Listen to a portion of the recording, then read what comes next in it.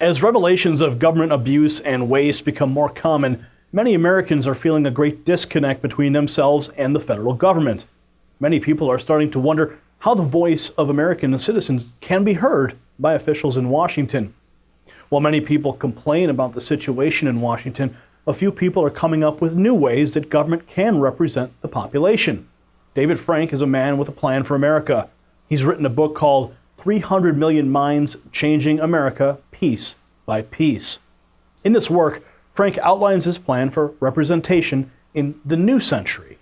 Frank first began developing his ideas in 1989, and using modern technology, he believes it's possible for the voices of ordinary Americans to again be represented in government.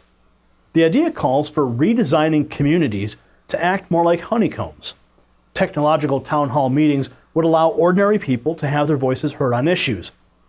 While some political watchers believe such a system is both necessary and possible, others worry that privacy issues and costs will arise.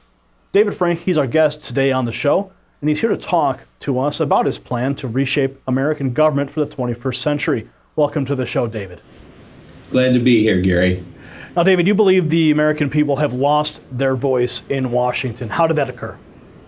You know, I'm 65 years old now, and I've never been asked my opinion on any issue yet. And I just realized about 25 years ago, when I first started hearing about NAFTA, how these guys in Washington systematically started destroying the greatest and most productive country on the planet, that the system hasn't been working for a long time. And that convinced me to become an activist. I started doing a radio program here in South Bend, Indiana called Stand Up America. And I used to tell the people on my radio program that the politicians don't have the answers for you. You have the answers for yourselves. And we were on for 2 years, 5 days a week, and it got so much pressure from the local political machine that our only talk radio program was forced to go to music. And I've been an activist ever since. So your radio show was forced off the air by the local authorities?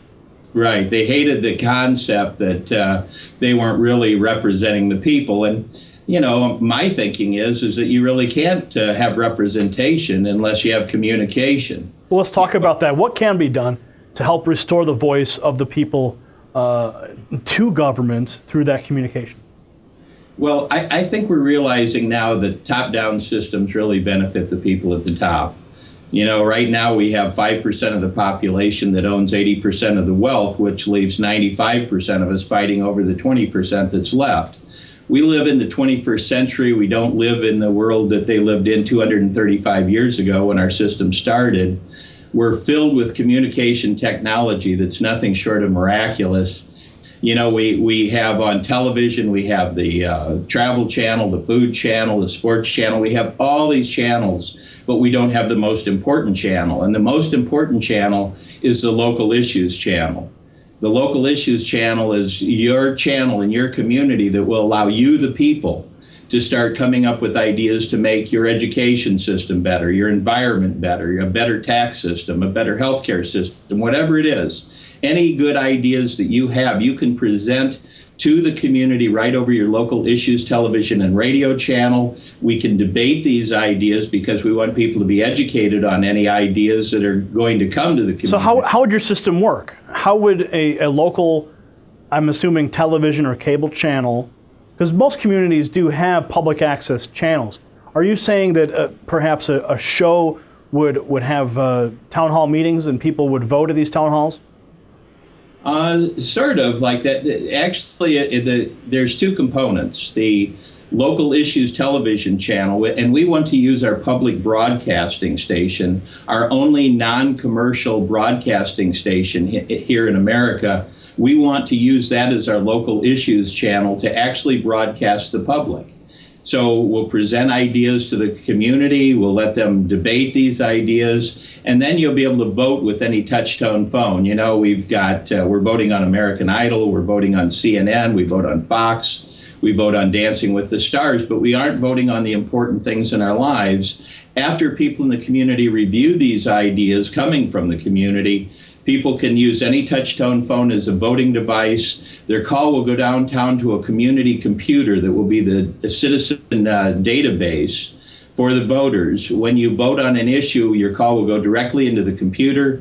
It'll ask you for your ID number and PIN number, ask you what issue number you'd like to vote on. Press 1 for yes, 2 for no, count your vote, block you out from voting more than once. Before we get ahead of ourselves, and this sounds like a fascinating program, are you saying that we would use perhaps the local PBS channels in each community as the platform for that?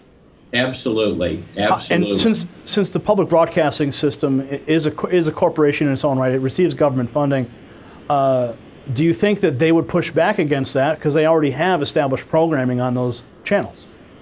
Well, we've approached our public broadcasting, our local public broadcasting station here, and we've taken the time to really explain the situation that America is in and how we could use public broadcasting as a tool to really empower the people in our community, and they're very excited about it. And you know, public broadcasting is networked all across the country, and this can be done in every part of the country. All that has to be done is every community needs to set up their own citizen database so that when you vote on issues that come from the public broadcasting station or our local issues television and radio channel, then your vote can be counted, and you'll be prevented from voting more than once, and we can have decisions made of the people, by the people, and for the people. Well, our current system of government is set up through representatives who go to Washington, D.C.,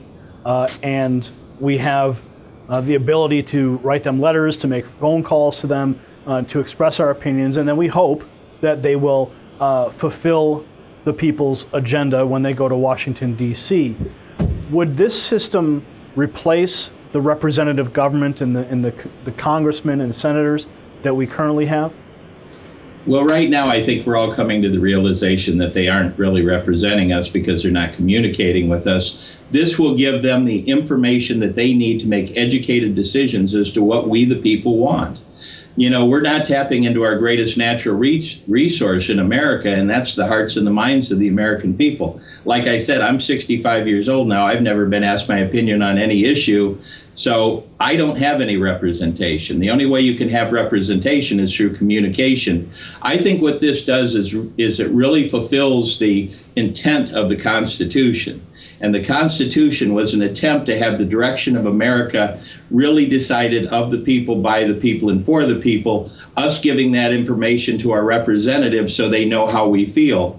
Unfortunately, they haven't bothered to ask us, so we have no representation. That's what this will do. This will allow us to stop being misrepresented and have direct representation. And the other thing that this will do, and this is very important because the Constitution was an attempt to limit the power of the federal, state, and local government. What this will do is allow the people to actually determine themselves what role they want the federal government to play in their lives, the state government, and the local government. Now, I want to talk about honeycombs in just a minute, and I also want to ask you how we would shift. How do you see a shift in government to actually function in this capacity? But we're coming up on a break. We'll be right back. We're talking with David Frank. He is the designer of a new system of government that might give you a greater voice. We'll be right back on WHDT World News with more.